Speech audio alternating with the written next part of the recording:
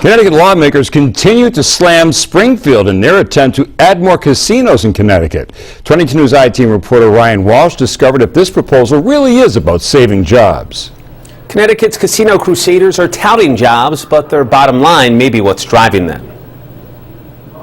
Massachusetts has declared economic war on us. Massachusetts, frankly, doing its best to steal our jobs. Connecticut lawmakers and leaders from Mohegan Sun and Foxwoods are fighting to add up to 3 new casinos in their state. I have a quiz question for you. What is this rally about? Or is it? I think that's just because they're going to lose a little business.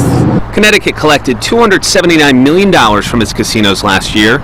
Even with revenues down, Mohegan Sun and Foxwoods still made a combined $1.9 billion in 2014. Everybody from Springfield is going to Connecticut to play at the casino, so it's only right Springfield get a casino too. Springfield's chief development officer didn't want to get into a war of words over this, but what we do know is that MGM Springfield will be a reality.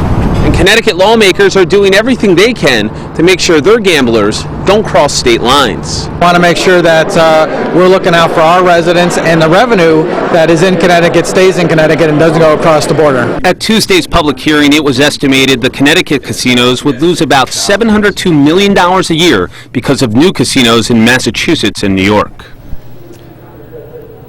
Connecticut's Public Safety Committee is scheduled to decide tomorrow whether the casino bill is worth sending to the full legislature for consideration. Live in the newsroom, Ryan Walsh, 22 News.